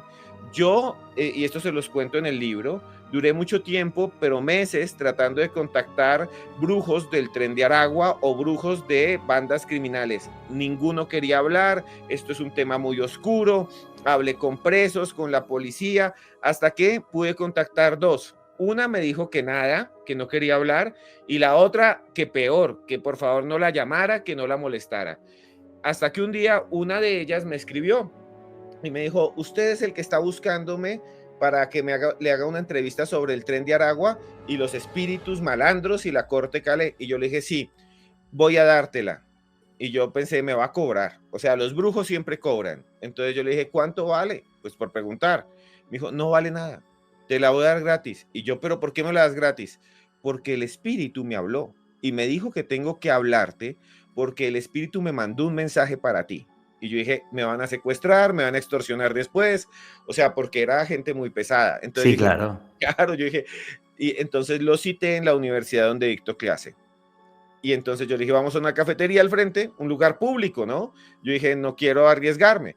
Entonces me senté con ella y tan pronto se sentó, era una señora que traía una camiseta que decía algo así como Pokémon, que tenía una chaqueta y unos pantalones rosados de Adidas y una gorra grande aquí que ponía ahí un dibujo de anime, creo que era Sailor Moon o algo así, y era una señora de 60 años y yo dije, bueno, esta es una bruja del Tren de Aragua, no sé. Entonces yo le dije, siente, y venía además con dos tipos al lado, con gafas negras, con gorra, con pantaloneta, tatuados, que miraban todo el tiempo. Y yo, qué susto, estoy muy raro. Sí, a ver si en una de esas te secuestran, ten cuidado, tío. Sí, y me senté con ella. Cuando se sentó, llegó y me dijo, mira, lo que pasa es que Ismaelito, que es el líder de la corte malandra, y me dijo así, es el líder de la banda, es como el jefe de la banda en el mundo espiritual de los malandros, hagan de cuenta, es como el jefe, el capo, el cabecilla de los santos delincuentes, me poseyó el otro día, yo no me di cuenta, y cuando desperté tenía esta hoja de papel y me pasó una hoja. Y en la hoja decía, dile todo a ese escritor que se llama Esteban Cruz porque le voy a dar un mensaje que va a llegar a todo el mundo porque en su libro voy a poder hablar con el mundo para que crean que sí existo. Y yo, wow, ¿cómo así? Y me dijo, sí, el espíritu quiere hablar contigo porque el espíritu quiere que tú escribas lo que él dice y quiere que el mundo sepa que los espíritus existen. Y yo, Entonces después nos reunimos como 2-3 meses y me contó toda la historia y ahí en el libro está de cuál es el mensaje de ese señor. En resumidas cuentas, el mensaje es el siguiente, pero lo van a tener que leer. Existe, según él, el mundo espiritual. En ese mundo espiritual hay unas personas que están allá brillando, que ellos dicen que brillan con luz y otros con oscuridad, y esos que brillan pueden volver para comunicarse a través de gente especial, que son los cajones, llaman ellos, los cajones, que eso lo dicen todos los brujos venezolanos, que son los mediums, y entonces uno les pregunta, y es realmente demencial, Juanje, y hay diferentes espíritus. Dentro del mundo de los malandros hay 37 espíritus, todos eran ladrones, hay mujeres, la Jessica, hay otro que se llama el Pato, otro que es el Chamo Machera, y hay un espíritu colombiano que mataron en Venezuela a un delincuente que habla como colombiano. Entonces, cuando uno de estos medios entra en trance, habla con una voz distinta, según ellos llega un olor, y le dicen a uno cosas. Por ejemplo, te pueden decir a ti, oye, Juan Jesús, yo soy el espíritu del Chamo Machera y te voy a decir algo que nadie sabe. Tú tuviste una hermana menor que nadie conoció y murió. Y así ellos confirman que vienen del mundo espiritual. ¿Que es un engaño? Puede ser, seguramente. Y ellos también, entonces, hoy en día asesoran a los líderes de los carteles y de los criminales venezolanos, y muchos criminales venezolanos dicen, vamos a hacer este robo, o el espíritu les dice, lárgate de esta ciudad que te van a agarrar, o este enemigo te está buscando, y es una cosa muy loca, ¿no? Me parece algo súper loco, tío. A ver, es lo que tú dices. O sea, yo conozco muy poco de este tipo de brujería. Me imagino que puede en cierta medida sonar algo como el famoso culto a Santa María de Lionza o a María de Lionza, que es también la gente que va al Monte Sorte y entra allí en trance, y es una mezcla entre lo indígena y el espiritismo, y es una mezcla entre el espiritismo de finales del siglo XIX, principios del XX, con tradiciones aborígenes y una mezcla tremenda. Lo que pasa que la criminalidad lo ha cambiado todo, ¿vale? Y entonces que Esteban Cruz sea el elegido para que el mismísimo espíritu de Ismaelito, que ahora me vas a contar quién es, hable contigo, pues me parece la leche, tío. Continuamos con Noche de Misterio.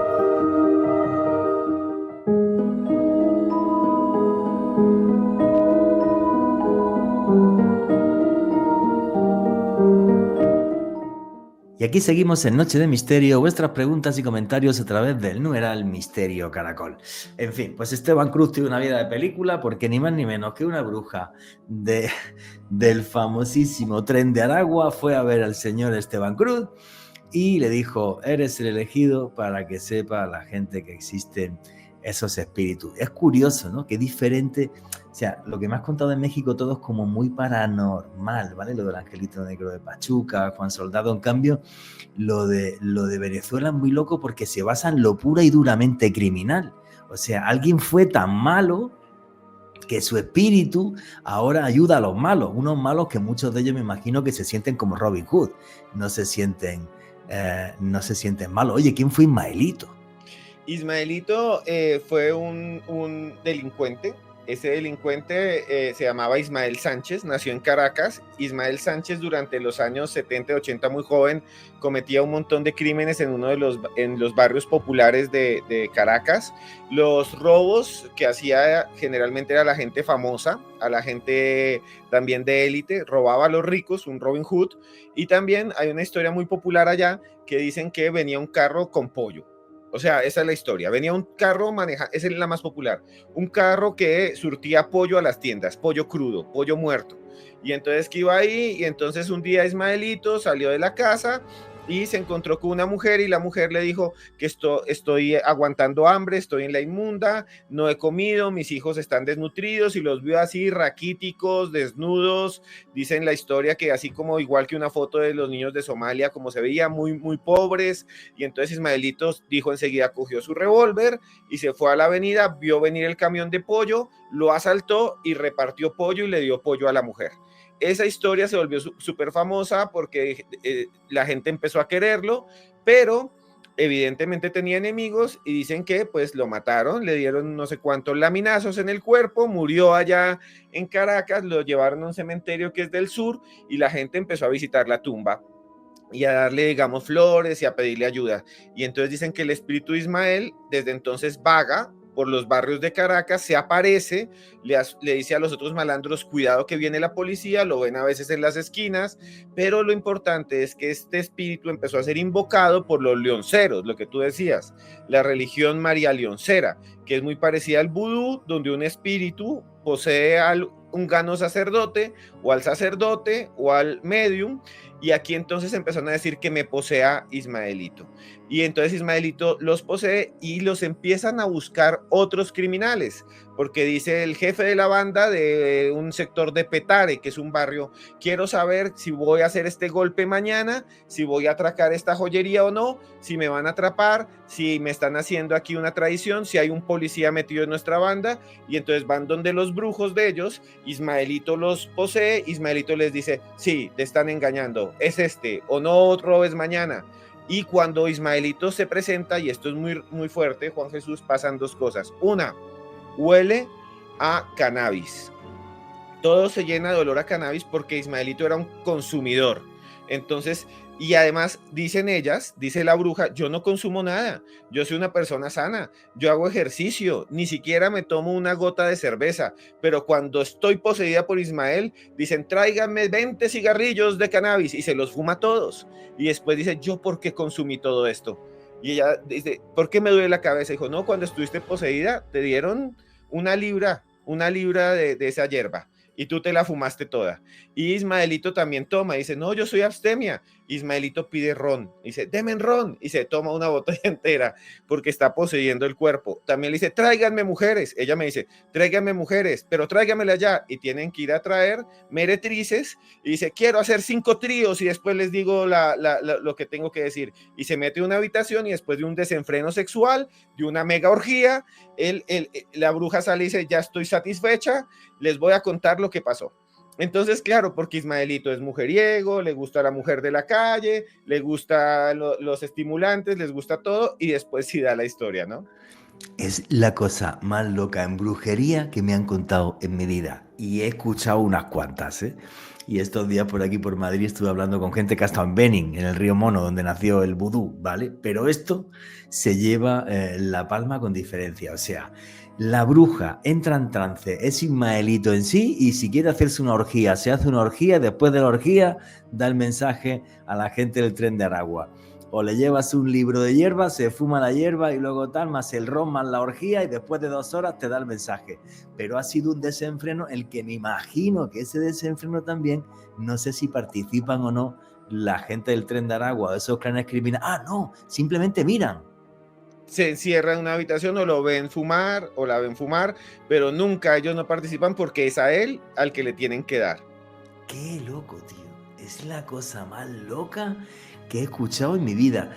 Oye, ¿y tú has documentado esto entonces? Pero pocos periodistas habéis documentado esto. Tú lo has documentado, me imagino que esto pasa en Colombia, Venezuela, bueno, ya en Estados Unidos y donde quiera que estén. en Chile, en todas partes, y ahí en el libro hay casos de policía chilena, policía colombiana, policía incluso de otros países que atrapan a los líderes del Tren de Aragua y en la casa de ellos les encuentran los altares a Ismael. O sea que sí son seguidores del malandro Ismael. Y son historias increíbles. Qué fuerte. Oye, tío, no sé, nunca había escuchado algo así. Yo creo que es una brujería en la que está todavía todo por investigar. No está tan documentada como la de Jesús Malverde o la Santa Muerte o otra, y es algo que me parece muy, muy loco, ¿no? Muy autóctono venezolano, pero que se está extendiendo por todo el continente, pues porque hay migrantes venezolanos en todo el continente. Oye, una de las cosas también que aparece acá y que tú una vez me comentaste y que creo que había vídeos en TikTok y es una cosa que me dejó loca, tú me la comentaste fuera de micro hace mucho tiempo, es que ahora también la gente que está haciendo la ruta por el Darién para poder llegar hasta la frontera de los Estados Unidos tienen encuentros paranormales. Pero es con este tipo de personajes, es con la corte malandra, son, digamos, entidades que no se pueden clasificar. ¿Qué es lo que le está pasando a la gente cuando está en el Darién? Juanje, ahí recogí muchas historias que son interesantes. Voy a nombrarlas muy corto porque no tenemos tiempo. En el libro pueden escuchar y ver los testimonios porque también está en audiolibro, pero pueden ver los testimonios. Y sí, yo entrevisté a aproximadamente unos 4 o 5 migrantes venezolanos, colombianos que llegaron a Estados Unidos, otros que los deportaron, y todos cuentan historias paranormales en el paso del Darién. Digamos que hay varias rutas, no es solo una ruta. Y ellos cuentan, por ejemplo, que en la parte colombiana no pasa generalmente nada porque está controlada por las mafias colombianas. Digamos, ellos pagan $30, 20, 50, 60, que incluso para pasar el Darién en la parte colombiana tú puedes pagar un carguero y tú vas caminando. O si eres una persona, te alquilan un burro y te llevan en burro por $100. Si pagas $1,000, te meten por unas trochas y te llevan en lancha y en moto entre la selva. Pero cuando llegas a la frontera de Panamá, todo cambia. Porque ya no está el control de las estructuras colombianas, sino que en la parte de Panamá no hay estructuras fuertes criminales y es un desorden. Entonces ahí es donde atracan, abusan de las personas, dicen que tan pronto pasa la frontera con Panamá, las bandas colombianas dicen, aquí te dejé, prácticamente los empujan y cuidado que allá hasta yo tengo miedo porque ahí hay de todo. Entonces la gente cuando entra a Panamá es cuando empieza lo paranormal. De pronto tiene que ver con el crimen. Ahí hay historias increíbles, por ejemplo, y surrealistas, casi de García Márquez. Dicen muchos migrantes que llegan a un punto después de una montaña que llaman la montaña de las banderas y que en ese punto siempre aparece, esto no es paranormal, pero sí es muy extraño, siempre aparece encima de una piedra un viejo gringo, un viejito gringo, todo vestido de blanco, con un sombrero de blanco, parado encima de la piedra, mono, con la cara quemada, con barba larguísima, solo, con un megáfono de pilas, no sé cómo las carga, y una Biblia en la mano, predicando, diciendo, ustedes son hijos míos, recuerden Jehová, acuérdense del Levítico, y empieza a rezar, loco, en medio de la selva, y que cuando se le acercan, él les da la bendición, los mira, sale corriendo y se mete en el monte y desaparece. Dicen que es un misionero de mente gringo que se fue allá a cristianizar y que vive entre la selva vestido de blanco. Esa es una historia, pero así hay más de las que tú me decías, hay otras más dementes que dicen todos, que cuando están caminando entre la selva, que esto es muy loco, entonces han visto, a veces entre el río o al lado, unos indígenas casi desnudos, digamos, generalmente niños jugando al lado de un río, una quebrada, o jugando entre los árboles, o que les tiran piedras a las personas, y cuando van a ver los indígenas, todos son blancos y de ojos azules, como unos nórdicos pleyadianos, una vaina así. Qué loco. En la selva de Panamá, qué loco. Y que los indígenas los ven y les tienen miedo a los migrantes y salen corriendo. Y los ven por segundos, no 1, no 2, no 3. Yo dije, esto está muy raro, empecé a buscar la literatura antropológica y por allá en 1920 hay un libro que se llama Los extraños indios blancos de Panamá o Los indios blancos de Panamá. Oh, y hay un...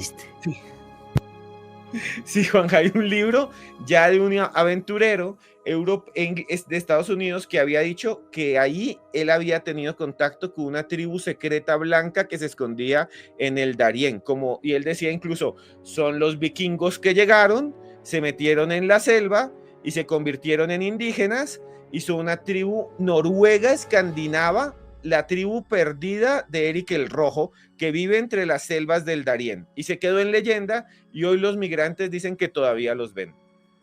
Qué loco, tío, pero que haya esta bibliografía de esa tribu blanca del Darién y que se pueda buscar en librerías y que eso esté ahí, me parece algo loquísimo. Yo creo que está cambiando la criminalidad y está cambiando, por desgracia, también la marginalidad, ¿no? Porque la gente que hace ese viaje y se juega la vida para atravesar la selva del Darién, para buscar un futuro mejor en los Estados Unidos, es gente pues que lo pasa muy mal en sus países. Nadie hace ese viaje por placer y obvio, en ese tipo de momentos es que yo sí que creo en lo paranormal. Cosa distinta es que no sepa explicarlo, pero los hechos son los que son. Y te digo que la gente ha visto eso. ¿Qué es eso? Pues no lo sé. Si eran vikingos, o si eran espíritus, o si eran fantasmas, o si eran seres del más allá que se les presenta. Y lo digo con curiosidad porque yo caminé también por el Darién durante 6 días. Una expedición que hice, madre mía, hace justo ahora 20 años, en el año 2005, buscando una historia que es el tesoro del Tacarcuna, en un lugar que dicen que hay una laguna, y esa laguna, un árbol enorme y un cocodrilo tremendo, que son los que guardan un tesoro que lleva ahí durante siglos, su especie de dorado, ¿no? En cierta medida, allí en Panamá. Entonces, no sé, recuerdo, la selva del Darién es muy dura, tío, es muy, muy dura, o sea, porque es muy rompepiernas, tiene muchas subidas, bajadas. Recuerdo tan dura que nosotros metimos unas mulas y fíjate cómo sería que las mochilas se nos reventaron por los roces y tal. Y hubo que forrarlas con cinta americana para que no se nos cayeran las cosas. Entonces recuerdo una expedición muy dura. Ya no sería capaz de hacer algo así. Ya con esta edad ya estoy para jugar al ping-pong como mucho y otras cosas. Pero bueno, me parece tremendamente curioso. Oye, nos faltan 12 minutos y tenemos que hablar de Colombia. Es que no ha dado tiempo ni a la mitad de lo que teníamos que hablar en este libro. Tenemos que hablar de Colombia, tenemos que hablar de un personaje que es el que tienes en la portada del libro, porque quizás él lo cambió todo, en lo bueno, en lo malo y en lo regular, ¿vale? Que fue Pablo Escobar, pues el mayor narcotraficante de la historia, el hombre que llegó a estar entre los más ricos del mundo según Forbes. También lo estuvo un socio suyo, como era, por ejemplo, Rodríguez Gacha, ¿vale? El hombre que fue capaz de darle guerra y de declararle, lo que quería decir, la guerra al Estado colombiano. Pero yo me imagino los rituales de magia en el cártel de Medellín, me los imagino tremendamente distintos, porque este era como muy devoto del niño santo, del niño de Atocha, y su madre era muy católica, y entonces era un Robin Hood como más convencional, no tan paranormal como lo que me has comentado en México y en Venezuela. Pero ¿cómo era esa brujería del cartel? Porque tú además entrevistaste hasta familiares de Pablo Escobar. Y Juanje, el libro tiene, digamos, son 3 partes, y en la última parte se habla de Pablo Escobar y se habla de cosas que nadie había publicado y que nadie había mostrado de Pablo Escobar, que es este lado paranormal, sin convertirlo en un ídolo, viéndolo de una manera crítica. Entrevistamos a familiares de Pablo Escobar que nos contaron cosas que son alucinantes, y también gente que dice que ha tenido experiencias paranormales. Entonces, Juanje, te voy a contar muy rápido. Hay 4 capítulos. En uno se habla de un señor que tuvo una SM, una experiencia cercana a la muerte. Es una persona que se le cae un camión encima, le tritura un brazo, va a un hospital, y en medio del hospital ve un túnel de luz. Él siente que se eleva, y como siempre una voz al lado que le dice todavía no es tu hora, y entonces él dice pero ¿qué está pasando? Y él se ve en una montaña, igual que Dante Alighieri, igual que Lázaro de Corabastos, se ve en una montaña en el más allá y le dice te voy a mostrar cómo es el más allá.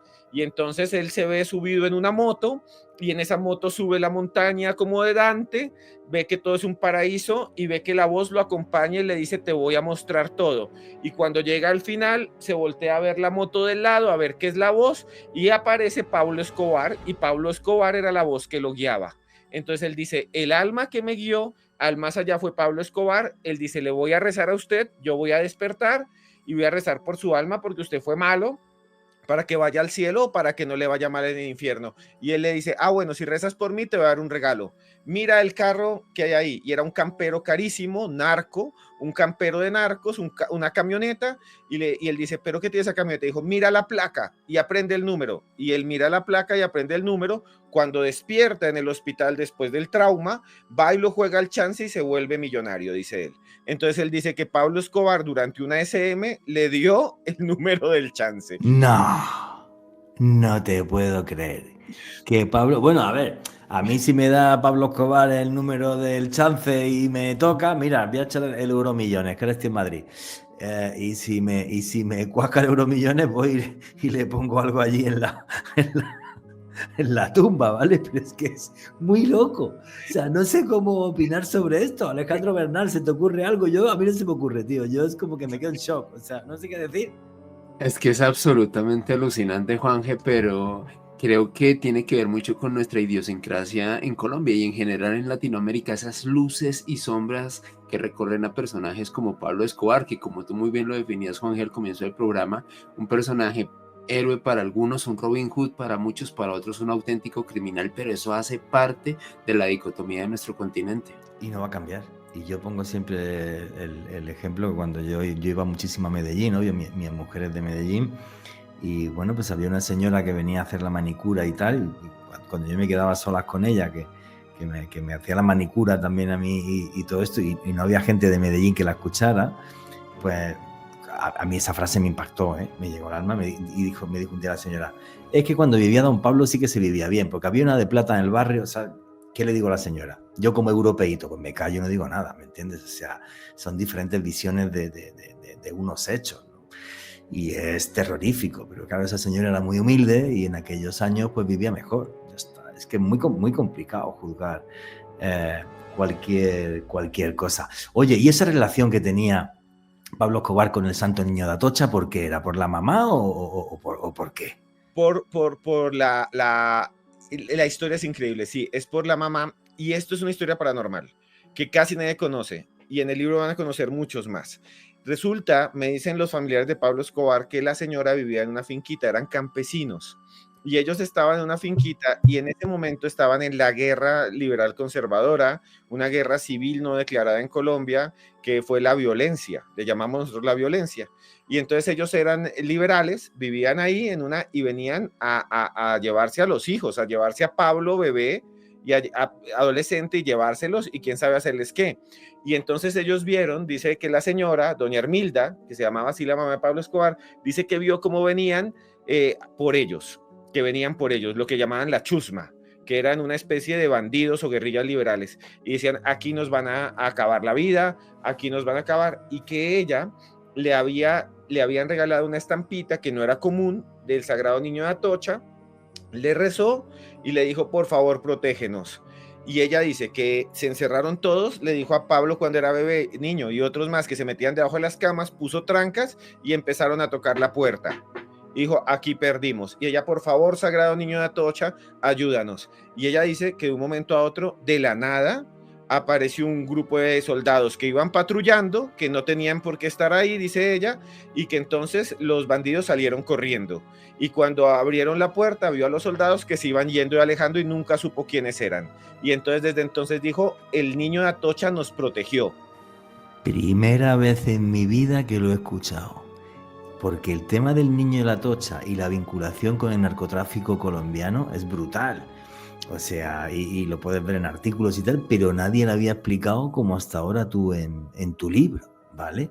O sea, es que me parece brutal, tío. Me parece, pero tremendamente brutal. O sea, qué loco, tío. Y es por su madre, bueno, pues por lo que luego Pablo Escobar también se hace súper devoto. Pero ¿vinieron aquí? Pues ¿vinieron a Madrid a ver al niño de Atocha o no? Seguro. Claro que sí, y además ella prometió que en todos los lugares, y todavía lo cumplen, en donde haya un Escobar de esa familia, habría que tener un sagrado niño de Atocha. Y en todas las propiedades de todos los Escobar, tanto los que han sido muy responsables, buenos, que nunca han hecho un crimen, es que parte de la familia pues nunca fue criminal, o sea, que tengas un hermano así no significa que tú lo seas, Claro. y tiene hermanos que han sido profesores y que nunca han hecho nada, que antes han sufrido lo que pasó con su familia, todos tienen, así sea, una estampita, y si ya tenían mucho dinero, una estatua gigante del niño de Atocha en sus propiedades.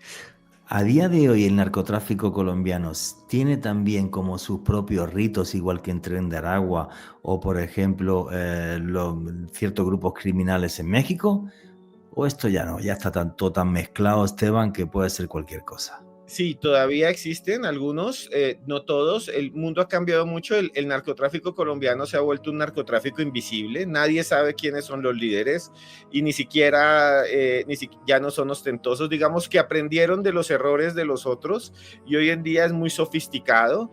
Nadie los conoce, no quieren hacerse conocer, tienen un montón de cosas que no voy a decir hoy para protegerse diferentes, que son más tecnológicas, utilizan otros canales que ni siquiera incluyen dinero, ni oro, ni nada como antes, que voy a hacer una grifería de oro. Ahora ni siquiera sabes, pueden vivir en Dubái, pueden vivir en Nueva York, viven en Miami y nadie sabe que lo son.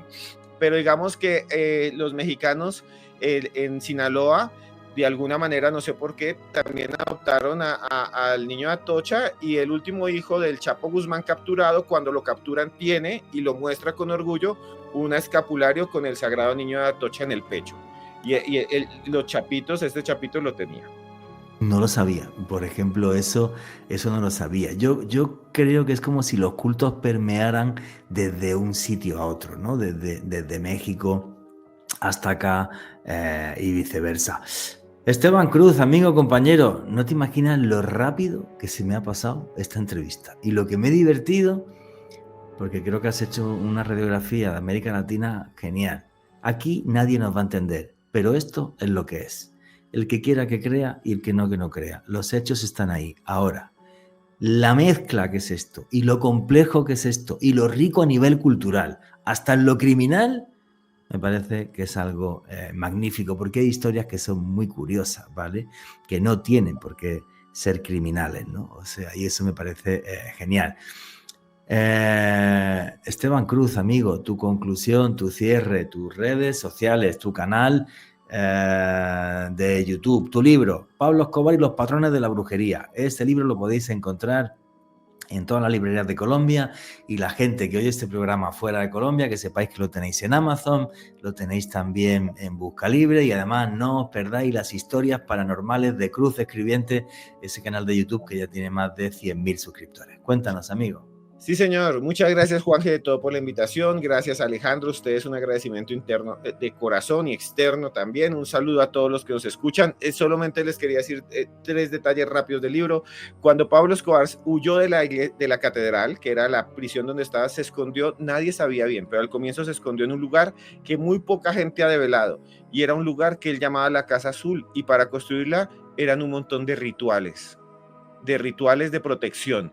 Tenía un montón de formas de separarse de alguna manera de los perseguidores que eran esotéricos, y eso lo van a encontrar ahí de voz de los mismos, del mismo hijo y de los mismos familiares de Pablo Escobar. La Casa Azul es un misterio y un secreto. Nadie lo había publicado casi antes. Lo van a encontrar en ese libro que se llama Pablo Escobar y los patrones de la brujería, y muchas cosas más. Me pueden buscar como Historias Paranormales con Esteban Cruz, donde hay un video de Juan Jesús Vallejo hablando de OPARS conmigo.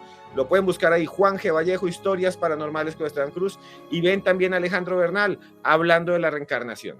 Listo, en YouTube tenéis Historias Paranormales con Esteban Cruz. Alejandro Bernal, tu conclusión y tu cierre, amigo. Juanje, definitivamente Latinoamérica es una zona del mundo en donde vivimos con la magia. La magia todos los días la vemos, tanto para la luz como para las sombras. Creo que el recorrido que hicimos con Esteban fue maravilloso, y a mí me pueden seguir en redes sociales, en Instagram, en @alebernalpress con doble S. Pues a mí la entrevista a Esteban Cruz me ha recordado lo difícil que es juzgar, porque aquí se mezcla lo criminal con lo injusto, con la desigualdad social que hace que en este continente también mucha gente se quiera rebelar contra lo establecido, incluso a través de la oscuridad. Qué difícil es juzgar cuando la gente pasa hambre. Qué difícil es juzgar cuando la gente no tiene para llegar a fin de mes y ve cómo sus hijos están condenados eternamente a estar siempre sin un peso en los bolsillos, a estar siempre demacrados y mirando con tristeza a otros tremendamente ricos que pasan junto a ellos. Qué difícil es juzgar en un continente así, y a la vez qué riqueza de continente por sus cultos, por su gente, por sus creencias y por una magia que lo inunda absolutamente todo. Y nunca olviden que vivimos en un mundo mágico porque está repleto de misterio.